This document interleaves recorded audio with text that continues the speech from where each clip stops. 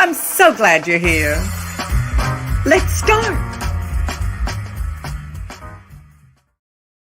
Well, hello. How are you? I'm Julie Halston. This is Virtual Halston, Season 2, Episode 5. And we have Broadway powerhouse, goddess, the incredible Beth Leavel. I know a lot of you out there are watching, not because of me, not because of the show, but because of Beth Leavel. We're very excited that she's with us today. And of course, it was Thanksgiving yesterday. I know it's definitely a weird time and a lot of people weren't able to get together. I, thanks to Shelley and Larry, had a wonderful Zoom dinner with some wonderful friends. And a neighbor was very generous to me. Thank you, Andre and Christy. And so I had a good Thanksgiving. Of course, I'm drinking water today because I had a little too much champagne. Anyway, I did watch a little bit of the Macy's Day Parade, but it was very different, wasn't it? I miss those marching bands. You know, those marching bands just give me such a smile. It's like the gay parade in June. That's how gay it is. And then Savannah Guthrie, I adore Savannah, but I have to say, because of the weather, I think she needed some hair extensions. Anyway, that's just my tip for you, Savannah. Anyway, I have to say, the holidays are here. They are a little weird, but if anyone personifies the spirit, the great spirit of the holidays, who would that be? Jim Caruso. Come in, Jim Caruso. Hi.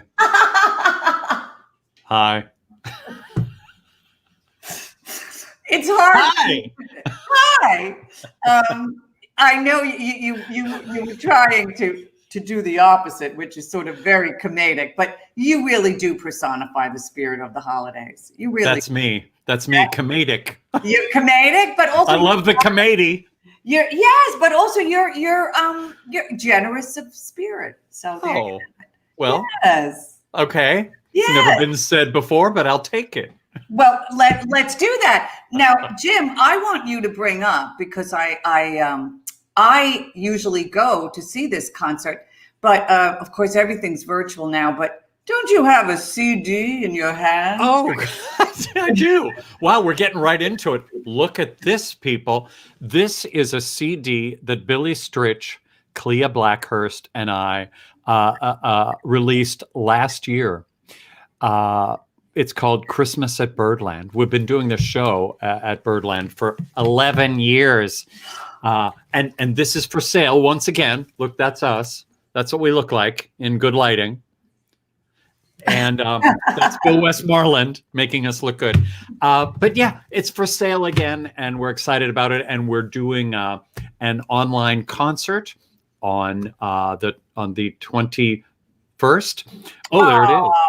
I'm sorry. December 18th. Friday, December 18th at 7 p.m. Events.Broadway World. And no, that's why I'm so in the spirit right now. I feel very, I mean, come on. Yeah, no. I mean, I have some flowers, but I still have my pumpkins. I'm still in fall. I haven't gotten yet to Christmas. But you know, Jim, I also want to bring up, a lot of people might know the wonderful songwriter, John Bacchino. And John Bacchino is having a 20th anniversary, again, a virtual situation. There it is. Tickets are, I believe, $20. Leslie Odom Jr., Stephen Schwartz, Ann Hampton Calloway. These are some of the people that are going to be doing the songs of John Bacchino. You can go to that website. It's the 20th year of his album Grateful, which is an absolutely gorgeous record. Yes. And you know, for those of you who have never heard that song, you're in for it. Just have some Kleenex with you. Do you know what I did, actually?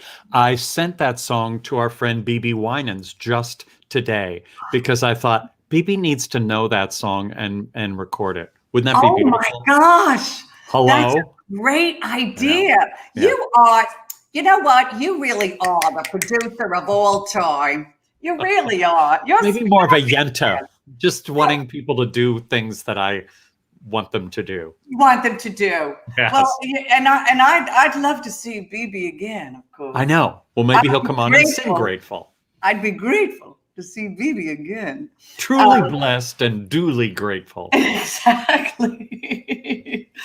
Why do we do this show, Jim? Well, we do it because we love entertaining you. We like to laugh. We hope that you're laughing. We love to talk to the most talented, interesting people on the planet. And we also like to give a portion of our tips to the Pulmonary Fibrosis Foundation. You know, it's hard. It's so hard this time of year. You know, people are just frantic and stressed out, and the holidays, and, you know, people are worried about money and whatnot. I totally understand. I mean, you know, but it's also, if you can, be a little extra generous, because people really, really need help. And I was telling you at one point, I'm on the board now of the PFF. One of the problems we're having with a lot of patients is they're not getting their oxygen. You know, there's real issues getting enough oxygen. And because of COVID-19, people really need oxygen, you know, because there's so many lung issues now. So that's one of the things I'm really making my mission, is to get people their oxygen. So if you can, no donation too small, too large. And please, in the holiday spirit, feel free to give. And, you know, people at home, to go see Julie Halston in concert at Birdland, that would cost you, what are tickets there? $30, $40? Yeah, $40 plus the and then $10 food drink minimum, plus the babysitter, the parking. I just became you. You did. The parking, you know, that's $100 night. And here she comes to your home. You don't even have to leave your sofa. She will come right into your house. I'll come into with my wispies. Look at that, with the wispies. Believe it or not, I have so much makeup on. It doesn't really look it from the outside. But if you saw me in person right now, you'd go, ah! She's frightening me. No, you look great, Julie. You look fantastic. Oh, well, bless you, darling. Bless you, bless you. But, you know, no one is busier in the world than our own tech director, Ruby Lochnar. Can we bring her in? I want to find out about her Thanksgiving. Jim. Julie. Ruby. All right, darling. Tell us about your fantastic Thanksgiving. What did you make? My Thanksgiving was really good. So I'm actually here in Nashville. It was a really special Thanksgiving for me, because it was actually the first time I have been able to be with my dad in 4 years. So it was just a really lovely Thanksgiving. You know, we ate like all the classic food. I was in charge of making the stuffing, but my big thing was I made some almond cookies for dessert. They were a hit. My dad said they were great. I had 2 more today. But it was fantastic. And I just, you know, I love the holiday season. It's truly my favorite time of year. So it was great. I was just really happy to just kind of take it easy, a little easier this week, because I had some larger jobs wrap up last week. So it's been really nice. Oh, of course. She has some larger jobs. Jim. I had a larger job once. With bigger stars, darling. Well, sure. No, I don't know. You know what? Everybody that I've worked with to me, everyone's kind of on an equal playing field, but maybe that's because I was kind of raised in this industry and my mom kind of always taught me that. But definitely some more complicated jobs. But you know what? Jim knows this. Pajama Cast Party and Virtual Halston, I look forward to every single week, because I love producing it, but I also just love watching it as a viewer. So, well, there you go. So, you know, the next time Juliana Margulies or Dylan McDermott call you, you can say, I'm busy already. Yeah. I'm very busy. Yeah. All right. Thank you. I mean, for Dylan, I would maybe make an exception again, but I gotta say, Julie, you know. I do. Well, wait till we have Tim Daly on the show. He's on the list to come on. He actually contacted me recently to say, when am I, what's going on? So maybe in January we'll have Tim Daly. I mean, after all, so many good people coming up. Yeah, we really do. So excited. We really do. It's incredible. Yeah. And I love that people are calling us. Isn't that fantastic? Well, next week you have somebody great. Next week, I know we're going to talk about it later, but you have one of our favorites next week. Lewis Black. Yeah. I mean, come on. Now, Lewis couldn't do it at 5:00, so we're going to do a show at 3:30. There it is. We'll remind you at the end of the show too. But I mean, Lewis Black is he's the best. And actually, funny enough, I've known him for years. He's been a part of me and my family's life for, I don't know, probably since I was like 13, 14. So I'm so excited to have him on the show next week. And I think it's going to be great. I'm also so excited for today's show. Can I just say that? Julie? Well, Beth Leavel is a powerhouse. She's a goddess. But Ruby, all roads lead back to Ruby, Jim. Let's just say it. She's young, she's gorgeous, and she didn't gain an ounce at Thanksgiving. Bye, Ruby. Bye.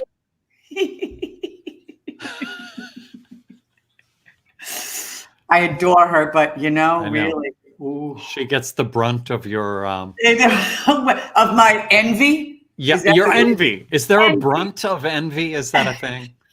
That's going to be the name of my memoir. The Brunt of Envy. Envy. Starring Julie Lynn Halston. Now, wait, darling. I do have to, before we bring Beth on, I need to know. Beth is now trimming her bangs. She's waiting so long. But you had talked about contacting Lita Powell Drake. Yes. The talk show host. Yes. Now, there she is. There she is. That is. With Tim Curry. Oh, my God. Oh, my God. Oh. That is really good. Oh, yeah, she was a local talk show host out of, was it Indianapolis? Wait, where was she? Omaha. Eden is saying, oh my God, Omaha, Nebraska. Right. And she had the habit of asking people very odd questions to shock them or just piss them off, basically. Or just be rude, yes. Just to be rude. So we found this clip from her from the 70s, which we loved. So I emailed the theater company where she is involved, and they were kind enough to email me back, and they said that they couldn't give me her address because, of course, I would start stalking her. But they did forward our message to her. So hopefully at some point she'll join us, because we have so many questions for Lita. Oh, no, she's my new obsession. I mean, and now that I've just seen the Cowgirl, I know. I remember her. That. Richard J. Alexander is Richard. Her. Do you really? Oh, Richard. Okay, tell us how you remember her. Oh, please tell me. Oh my God. Oh, Libby wants that outfit. She wants that outfit. Oh, Libby. Oh my God. Libby, by the way, was so great on your show. Pajama Cast Party Monday night. She was great. And can we also say that, Jim, you, me, and Ruby are up for Broadway World Cabaret Awards? How nice is that? How nice is that? Thank you. There they are. Guys, go and vote for us. You can vote for us. Best talk show, best online open mic host, best producer of online shows.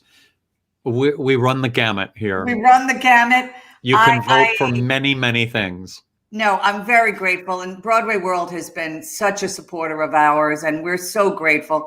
I'd love to be the bride. I'm always the bridesmaid. I lose every award I go up for. No, I do. I'm a loser.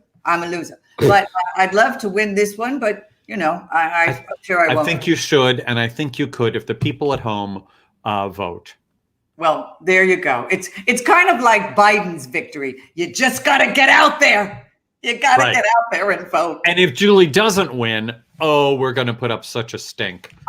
Exactly. Talk about a sore loser. I want recounts. I want a lot of recounts. And I'm just going to start saying fraud, fraud, fraud. We'll put you at a little tiny desk Yeah. so that you can complain, like a little Barbie desk.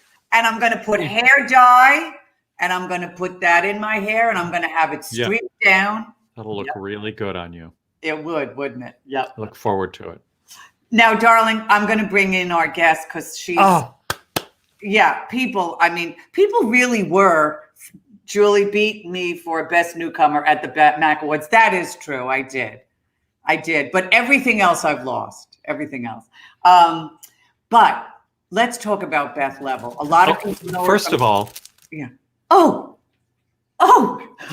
not only are there Julie Halston cookies, there are now virtual Julie and Beth cookies. I have sampled the Julie cookie, but I have never sampled the Beth cookie.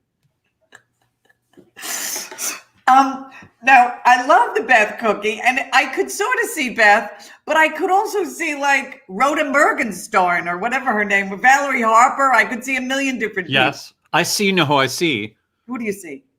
Parker Stevenson. Although I always see Parker Stevenson. I'm going to try it. Okay. I'm going to eat. Beth, you explain what these are and while I eat Beth's face. John Haber, who is a dear friend, wonderful guy. He makes these cookies.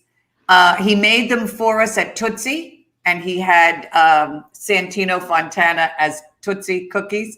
He made virtual Halston cookies, which I adore. And now he has a Beth Leavel cookie. And he's just great. And he's just a wonderful guy. Works for the Dodgers, Dodger Productions. And I know him from Chapel Hill, even though I Bakes for the Dodgers. Yeah, the Dodgers. He bakes for the Dodgers. What? Is that a thing?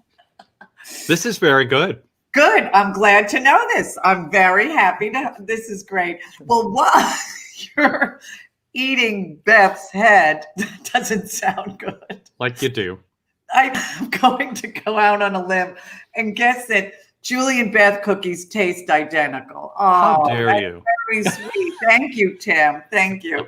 Well, while you're eating Beth's head, really doesn't sound good. I'm going to bring the goddess on herself. So we're gonna see you a little later, Jim. Many of you know her from The Drowsy Chaperone. Some of you might know her from Bandstand. Some of you might know her from The Prom. Some of you might know her from Baby It's You. Some of you might know her from The Walking Dead. I'm telling you, she can do it all. But really, she is one of Broadway's biggest powerhouses. She's gorgeous. She's glamorous. She's a star. And she's a Tony winner. And she's with us tonight. Please welcome Beth Leavel. Oh my gosh! There she is. I have been laughing hysterically for 16 minutes, topped off with "Go ahead and eat, Beth. Eat it." I'm like going, just eat it. Eat the cookie. Eat the cookie. And I just couldn't be prouder. Thank you, John Haber. I am so glad to be here. I'm such a fan of yours and Jen. Oh. No, stop it. And now Ruby, since we're like this now, Ruby, superstar. So thank you for having me. Thank you for doing this. And Beth, you were equally as horrified when I told you that Ruby is just turned 21. Yes. And as I said to you, I have skin tags older than that. So then Julie and I started to go through, oh, really? Well, how about this mole? Well, how old is that? So we had a little age. Wait, you were going to put your hair up in a what? Anything, because I'm about ready to get a Flowbee. Anyone remember the Flowbee? It was like, me. Because I can't see anymore. And so I just keep going like this. So I tried to put it up in a clip, but it's okay. You look fantastic, honey, and your place looks amazing. You're already ready for Christmas. I still have pumpkins. I still have pumpkins What? I'm sorry. I still have pumpkins. No, I'm not ready for Christmas yet. I just had to. It was the first time ever Adam and I bought an artificial tree. Uh-huh. And I have many feelings about that, but it's gorgeous. It doesn't have ornaments on it yet. No, and but it's beautiful. We're now on a third floor walk up, and I'm like, we can't carry a live tree up here. So we're celebrating and embracing and saving a tree. Now, let me ask you, sweetheart, because you are really the ultimate theater goddess. Oh, how have you been doing during this pandemic, and what have you been doing? It's interesting. I think we were speaking that of all the people, our tribe is so resilient. And what I love about it too is that we have like prom Zoom meetings just to take each other's pulse. Yeah. How even if we're having a bad day, that's okay. Even if we're having a good day, that's okay. Just trying to reinvent and finding a way to express our artistry in any way, shape, or form, or not, or just taking a pause and figuring out what the next thing is. I've been doing a lot of coaching and teaching, and I didn't even know what Zooming was. Is it just me? I mean, I thought it was invented with the pandemic. It's like, no, Beth, it's been around forever. Yeah. So being, in this new world for me is quite interesting, and celebrating all that it is, and just trying to find ways to keep my heartbeat going. Yes. And then some days just wanting to be in pause and do nothing except put up an artificial Christmas tree and play with Malcolm, my cat. And Adam. Yes, I understand. After tonight's show, I'm just going to settle into The Queen's Gambit on Netflix. And that I have never binged watched so many series and been so happy about it. The Queen's Gambit, The Crown, all of it. The Crown. Oh my gosh. Now let's do a little walk through memory lane of Beth Leavel, because I like to do a lot of research on my bless you friends and guests. You went to Meredith College. Oh, you're good. Oh, you're really good. You did that. You went to Meredith, but here's the deal, darling. You got a degree in social work and counseling, which, trust me, I've been watching The Crown way too much. I actually like this around the entire. I was like, Malcolm, put that down. Absolutely. Because what the hell am I missing here? What were you doing with that degree? You know what? They didn't have a theater. I can't see. They didn't have a theater degree. They had a theater minor. So it's so interesting, because I got to about my sophomore, junior year, and I just kind of added up.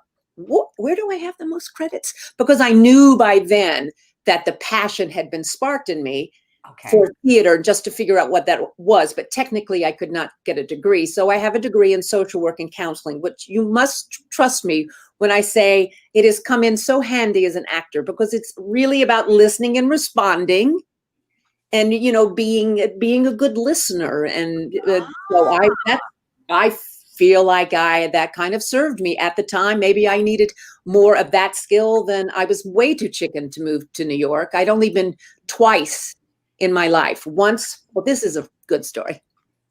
Once, I believe I was about 11, and my father was a big whoop-de-doo in the Lions Club. And so we went to the International Convention, and it was the first time I had ever been to New York City. And I remember I had an option one day to go with my mother and her dear friend to see Angela Lansbury in Mame.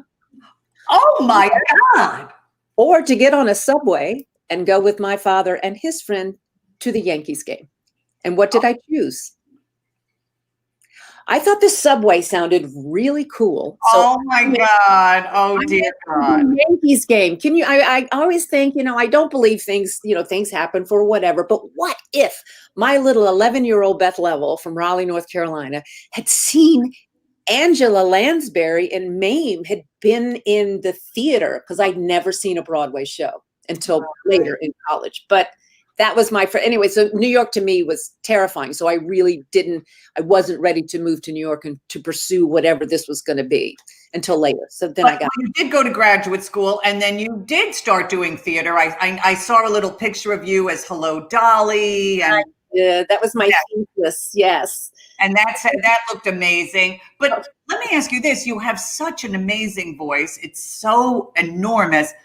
Did you have that voice when you were 11 and you just didn't want to deal with it? When did you get that voice? Matter of fact, and when I'm coaching, I like to point this out. The first time I'd ever knew I could even sing or thought I could sing, I auditioned for a solo in the church choir and didn't get it. So singing to me wasn't like some of my incredibly talented peers and students that knew they could sing since they were 4 years old. Right. And it is still, I am discovering. I feel like a voice is something, it changes when I'm young, it changes when I'm old, when I'm older, when I'm in COVID.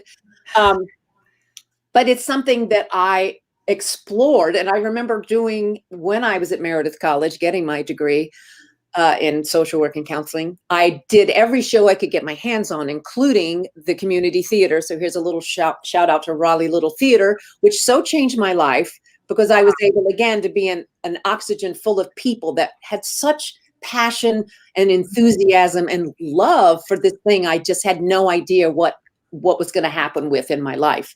And I remember I was cast as Ellie Chipley in Showboat. And in that one song, it's life upon the wicked stage, ain't never what a girl supposes. Stage doors, Johnny's on breaking with the gym. When you light up the Lord. And I was like, wait, how am I supposed to hit that note? And they're like, you belt it. I'm like, I don't know what that means. Stage.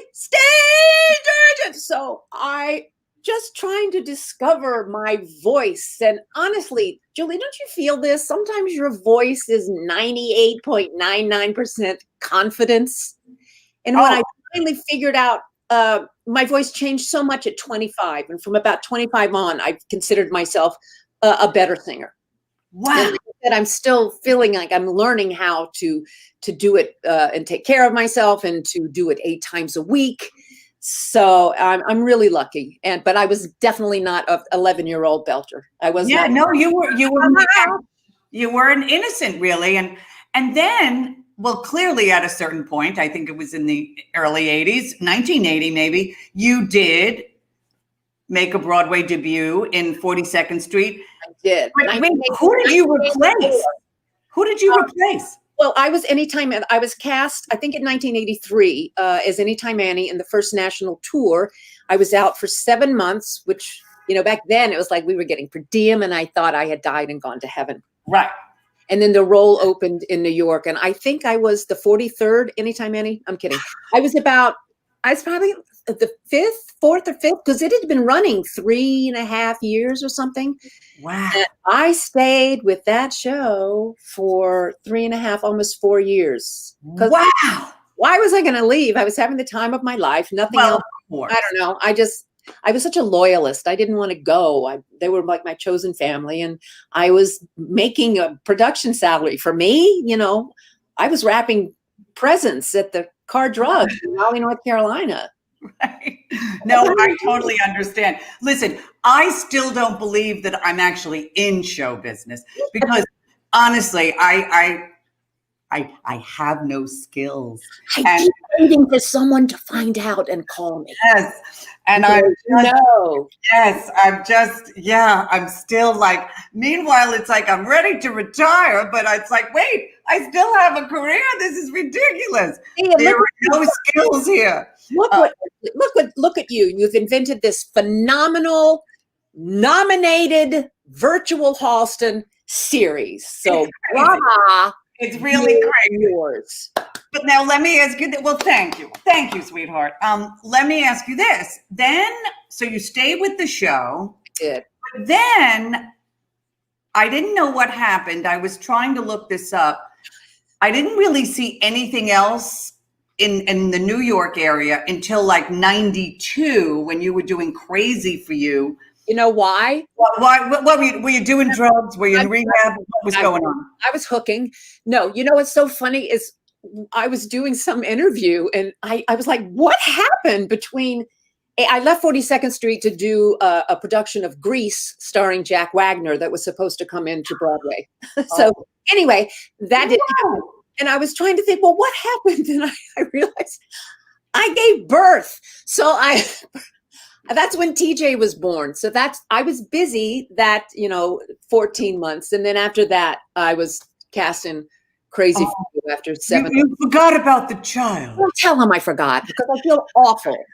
But it's like, what Broadway show was I doing? It's like, oh, right, I was giving. There was an actual human being. Was part of your life. Dare we ask, where is he now? What's he up to? He lives in New Jersey and he turns 31 next week.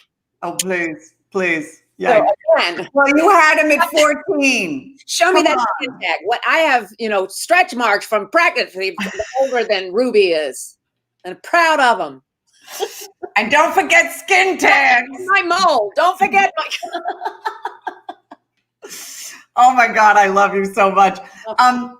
If you are enjoying this conversation, or even if you're not, please feel free to tip us. We have to pay for these platforms and also to give a portion to the Pulmonary Fibrosis Foundation, which, as you know, is the mission near and dear to my heart. The holidays are a little hard, I must say. Ralph and I had so many different rituals, and it's hard when he's not here.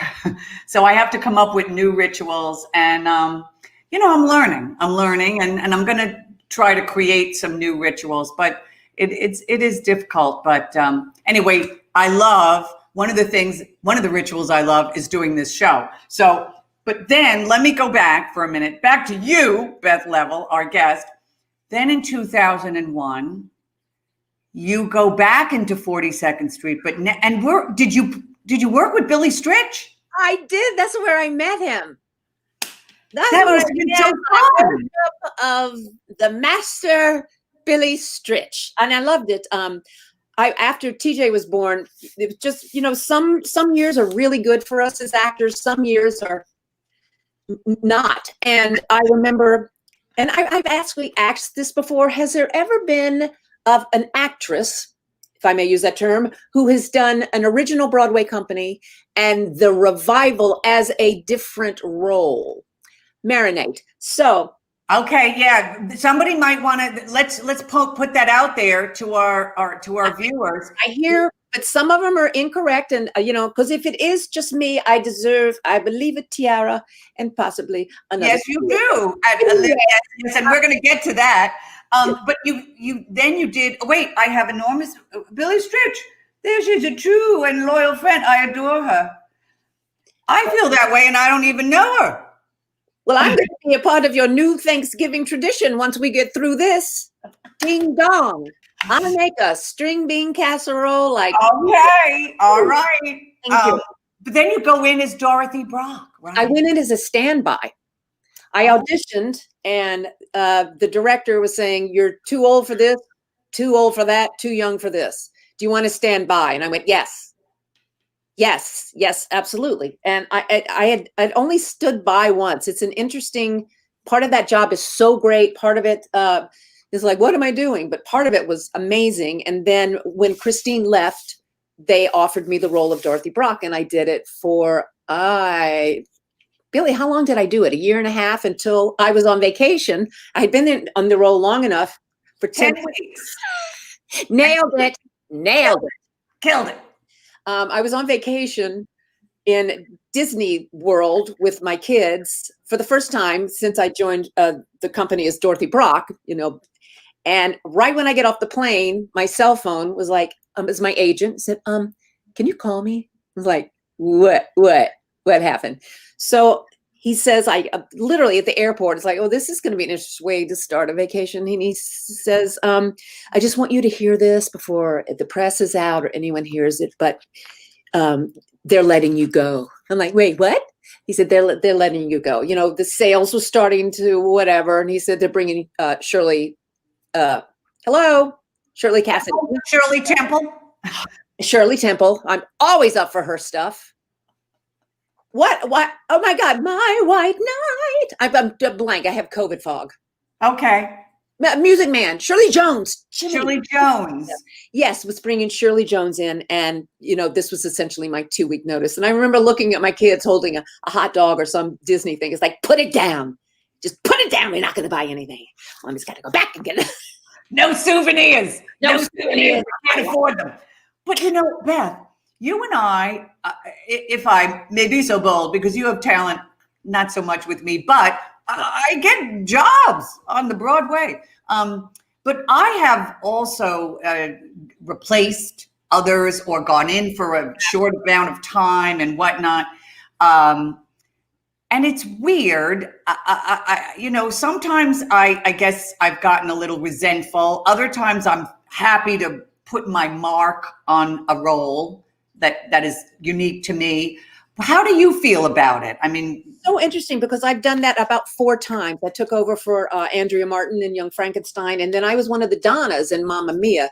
And I think it depends on how it trickles down from the top. For example, for Mamma Mia, which had been running for 9 years when Mima went into it, we used to call it Mamma Mima. Mamma Mima, here I go again. Anyway, they gave me about 4.5 weeks of rehearsal. That to me was astonishing. And that is astonishing. they had a room set up, I think at Ripley, where they had props and part of the furniture, and they allowed me to bring whatever I wanted, within the author's intentions, to my role, to really personalize it to me, which was a real privilege. That doesn't always happen, but I was and I felt very welcome in Young Frankenstein. There's been very few. It's like, do it like this, do it like she did it. Because I remember hearing people in replacing in like a chorus line, the specificities of you have to be on that line or you're going to be injured and your finger has to be this or that. And then it's like, oh, I don't think I'm talented enough to do that. Yeah, right. I went in for Jackie Hoffman when she was, she had a surgery and whatnot. And I went in, I guess, 3.5 weeks for her in On the Town. And it was such a delight. I had to learn the entire role in 2 nights. Stop it. My husband was in the hospital. I learned it in the ER. I learned the role of Madame Dilly in the ER. Your diary. Today, that's unbelievable. No, it was crazy. It was crazy. But here's the thing. The reason I think I was so enthusiastic to do it, John Rando was so great. He goes, we want Julie Halston. Just do Julie Halston. Do whatever you want as Julie Halston. So that was great. And I had a blast. And I'm still friends with all those people, which is so lovely. But yeah, it's a crazy thing. But then, Beth, come on. Let's take a look at the Drowsy Chaperone. I mean, this picture just says it all to me. Ruby will bring it in. It's just, it kills me. I love it so much. And you look so phenomenal. Oh my gosh. Look at you. Look, I have it. Stop, Belle. If we have time, I want to tell you about that prop behind me. Okay. We have time. You can tell us. We were rehearsing at the Amundsen in LA. And, we were working really organically and trying to discover the truths in the comedy and the scenes. And I remember it was like a leftover prop from like some Moliere or something. And it had a map of the world. And I saw it and they brought it out and I used it to pull out in front of Sutton for something. It got a big laugh. But if you look at that picture, it's a map of the world. So they went and they found it and then they blung it up to make it look like the bad prop in the corner of the rehearsal room at the and it made it all the way to the Broadway. It's fantastic. But now you have talked about this. You didn't think you were going to get it? No, I didn't get it. Can I backtrack for 2 seconds? If I had not been let go of 42nd Street, I don't think I would have been able to do Drowsy. So about that. Just when sometimes it's like it was like a gift in disguise. Yeah, sometimes it's the miracle of Christmas. It is. I have a Christmas miracle. Exactly. I didn't get Drowsy, but you did talk about the fact that so many of the divas of the world are wrapped into Beatrice. Oh yeah. Oh, absolutely. I have. Who are some of them for you? A wealth. It's not really, as there wasn't a particular person, but those women, that divaness is really much more accessible in me than I thought, because apparently I play a lot of them. And people are going, you're so nice. I'm like, just wait till I get that diva out. Oh, I have a twin. And she comes in extraordinarily handy. And when you feel safe in a rehearsal room, when you feel like you can throw everything you have up against the wall, and you have creative, smart people and people that love you and tells you what works, to be in that environment, that's how that amazing person was born, the Beatrice. Oh, Bob Martin must have just bowed down to you. I bowed down to Bob Martin. I didn't know him at all. I remember being in the room and not knowing anyone. I knew Casey, but really no one else. And I was just in awe of their kindness and such talent. They're so smart and funny. And again, when you're in a room that's full of love and possibilities, what happens? Well, that's what it was with Tootsie, with Robert Horn and Scott Ellis. And I mean, it was just, and the cast and the ensemble, and it was amazing. I mean, we were just able, and all the designers, everyone, David, everyone, it was just fantastic. So I do know what you mean. And that gives you, it gives you that confidence. And then, of course, you win the Tony Award. You win the Tony. Where's that picture? There it is. Oh, there it is. Yay. Look at you. Oh, bless her heart.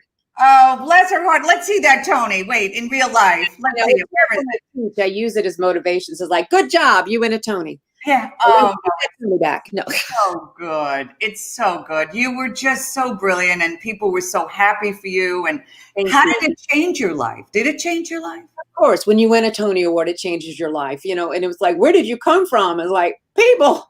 Yeah. For 20 some years. Are you kidding me? Scandbags. Oh, okay. But I remember one of the comments I got. I was so overwhelmed at that night and the aftermath of that night. But one of the comments that made my heart just so full was so many people I had been working with since the dawn of this mole and your skin tag said that I had won it for all of them and for all the worker bees. And to me, that was it was like, yes, I did. I this is for all of us that have been working so hard and maybe don't have a Tony Award, but nonetheless have been working so hard and are so gifted and talented. Just keep, I was lucky. I was really lucky. Yeah.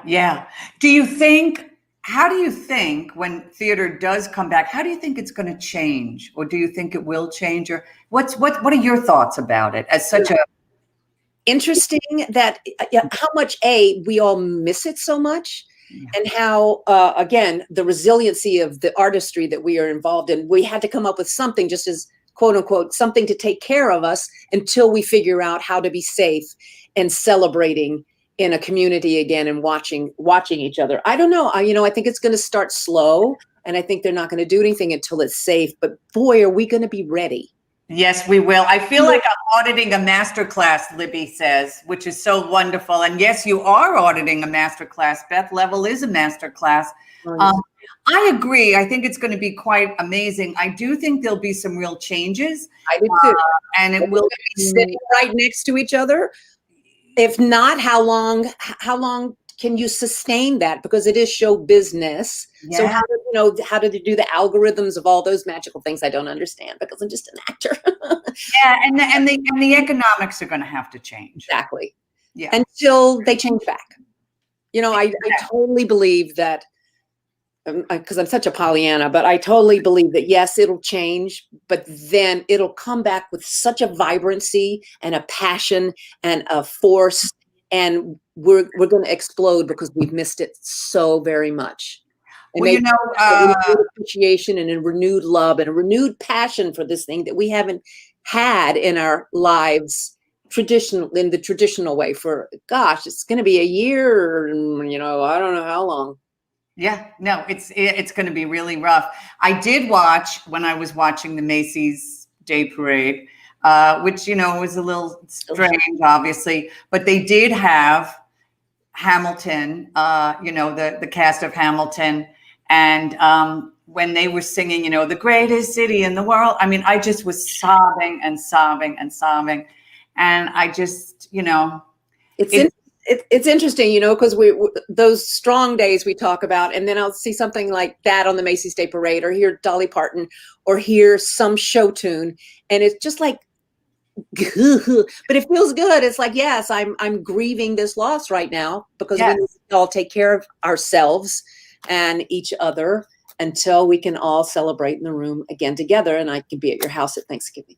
Well, also because what you realize is artists and their brilliance really do help us get through terrible times, great times. It's artists who are going to save this world, And when you hear, when I was watching the cast of Hamilton again, it just reminded me how brilliant Lynn is, how brilliant the show is, how brilliant so many people are, so many people that I'm so happy to know and be friends with. And we're out to save the world, and we're going to. Absolutely. And I think we were talking about this. If I could just give a quick shout out to stage managers. Yes. I'm just telling you, the PSMs and the stage managers and the ASMs I have known throughout my entire 94-year career, if they had been in charge, we'd be sitting at the theater right now. If Peter Lawrence and Richard Hester all of them, come on. It would have been, it would have been precise, quick, done. So thank you. Yeah. Part of the stage managers. And Ruby Lochnar. Now let's bring Jim back in, because I know he's listening intently, and I know he has questions for you. This is the greatest conversation. First of all, it's the two of you together. It's so interesting to hear two adult women of the Broadway scene discussing. This is something we don't get to hear much unless we're, overhearing at Joe Allen or Sardi's or something. It's a real joy. But I want to talk about the Prom. How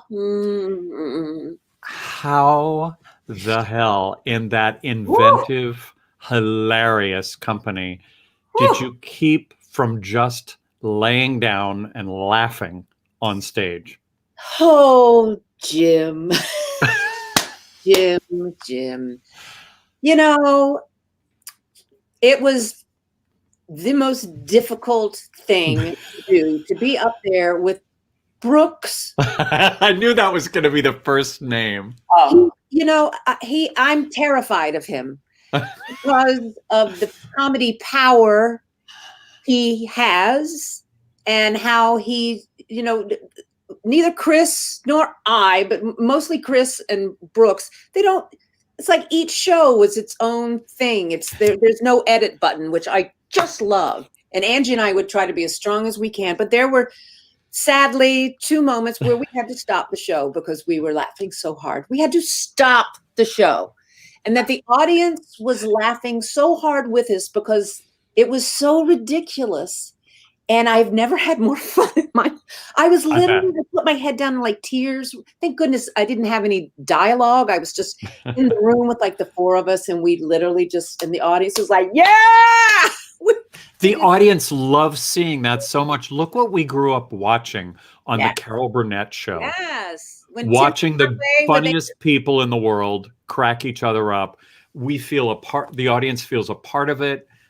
It's such a great thing to witness. Right.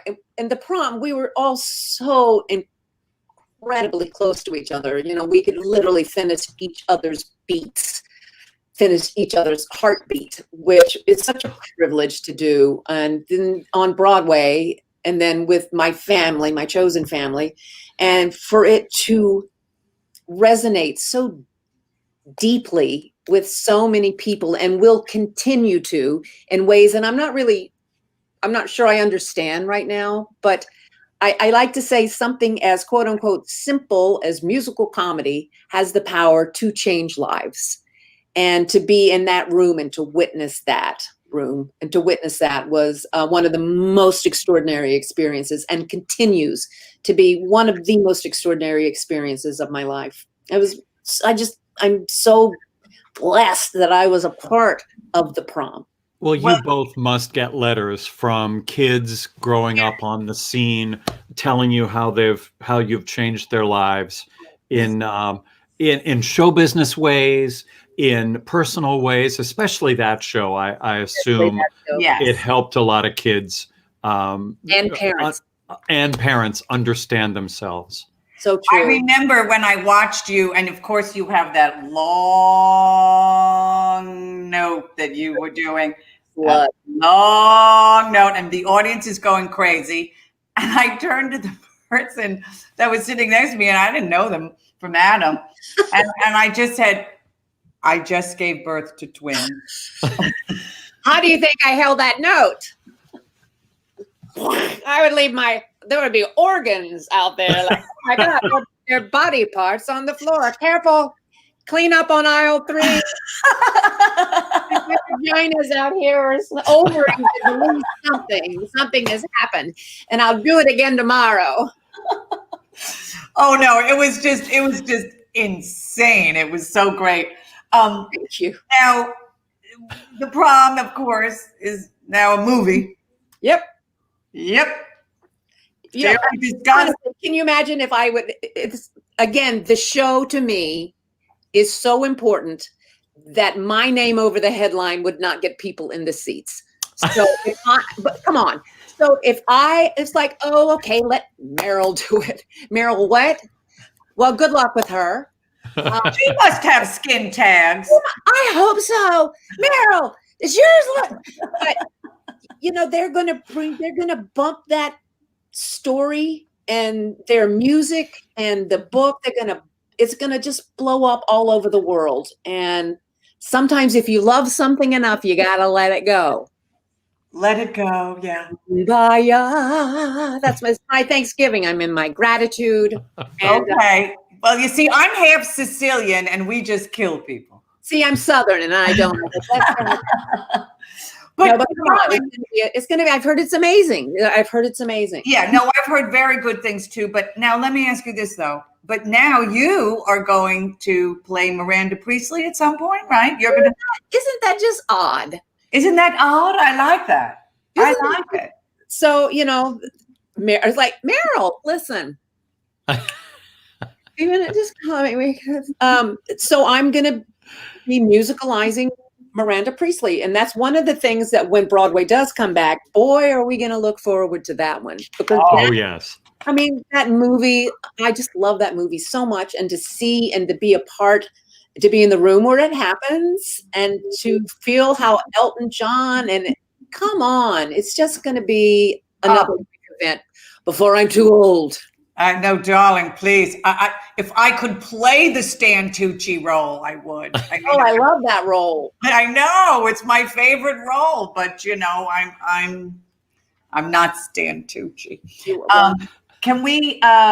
Do we have a pic of Miss Beth in her TV show? Oh, am The I naked? Walking Dead World Beyond, Dr. K. Oh. That's nice. Look at the girl in that mirror there. What I find so interesting is, I'm not, TV's not really my milieu. Mine either.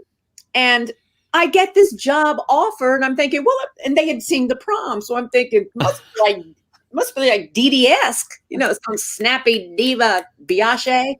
And I'm like, I do what? And I went in and they put like I'm dyeing makeup on with an oxygen thing up my nose. I'm like, oh my people. And it was a beautiful scene. And then at the end, I turned into a zombie. What a scream. I just had to know what that experience was because I saw that picture God. on Walking Dead fandom. They have the fan pages. Oh. And I just said, what the hell? Is that Beth Leavel? And I went kooky and I just said, oh, I got to ask her about this. And they saw you in the Prom and said, boy, that's Dr. K. That's that zombie up there if I've ever seen one. So I'm not really sure how that happened, but I'm very grateful. And I met all these new people in Richmond, Virginia. And I was a zombie. That's fantastic. It was really cool. cool. I loved taking pictures, and send it to my kids. The one I remember being born. Yeah. 'Cause now there are two of them, are there? Yes, I shan't forget the second one. Yeah. Like, oh, what show was I doing then? All right. Now, my final question for you, darling. No, I don't want to go. Well, no. But don't worry. You now, I think, are engaged to Adam Heller. Sorry. Yes. Yes. Now, can we look forward to a marriage? Oh, yes. We were actually trying to configure before the plague hit as to what we were going to do. And interestingly enough, I've talked about this before. I'm at an age where I'm starting to be interested in my pensions and benefits and all those other gifts. So it's how do you celebrate a COVID marriage? So that's what and I think the possibilities are probably spectacular and endless. I just haven't seen them yet. Okay. So we have just started kind of having this conversation about, I don't want it to be just a blip. I want it to really be something as amazing and singular and as special as it can be in 2020. And maybe it would be something 2020 will give us that will be so beautiful and help with this time. I understand. I mean, when I married Ralph, it was a big deal. And I think we should talk to the New York Times too, because it should be a New York Times wedding. Don't you think? Oh, absolutely. That we can all read it out loud and do that. But yeah, it's hard because you do want it to be special. But if this continues for a while, we're going to figure it out. We have to figure it out. You'll figure it out. Maybe our fans can write in. Our fans can write in here. Yes, our fans can write in. What do you think Beth and Adam should do? Give us your ideas. And also, we do have a pic of you with Adam in Gypsy. Oh, in the Muni. Oh, that was so much fun. That was at the Muni. Tell us about that. And what was it like to work with each other? Did you love it? Oh, God, it was so great. Well, and that we were able to work on it so long before, because it's the Muni. It's 11,000 people. You have 10 days of rehearsal. That's not enough for Gypsy. Right. So we wanted to both make sure that we went in as prepped as we could with our director, Rob Ruggiero, and off book. So to have him there. So when we went in, we already have a relationship, but we already had explored that relationship of Herbie and Rose. So to be able to do that, I was a little intimidated by it because there's so many big shoes to fill and so many spectacular actresses. But by the end of it, and I think largely because Adam was there and Julia Nightel, these amazing, and my director, Rob, I felt so proud that I had made it my own. And whatever that meant, right or wrong, I had made it my own and thanked the women in front of me and behind me. And this was my little part of that journal, the Dear Diary I played, Mama Rose. Thank you. At the Muni. Oh, man. I bet you were absolutely. Beth, everybody I know that's played that role has said it's the hardest role they'd ever sunk their teeth into in their lives. Did you feel that? I did. I felt such a responsibility to the King Lear of musical. Yes. It really is.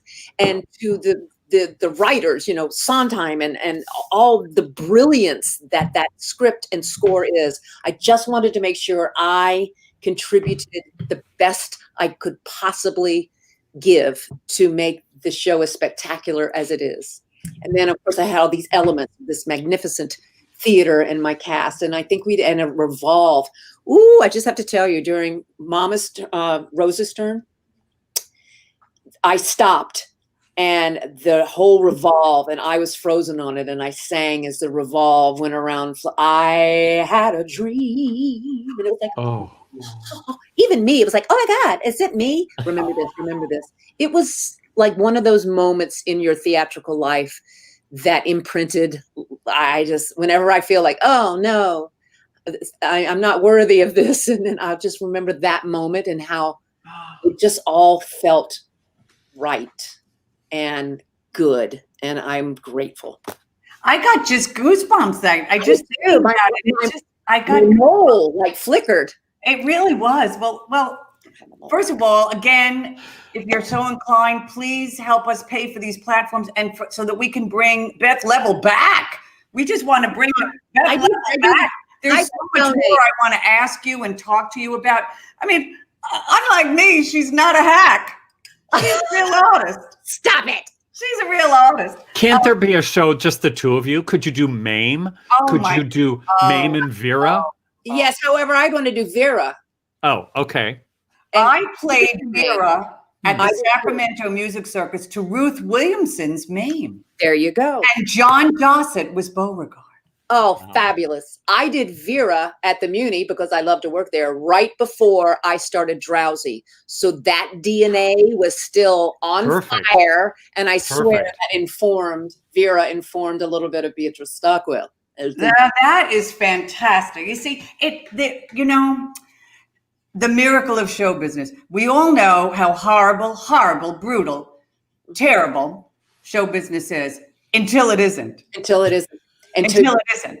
And then you come around on that revolve going, I had a dream. Exactly. And hear the audience go, collectively. I'm like, Beth Leavel for Vera, please. There you go. Tiffany Amber Land.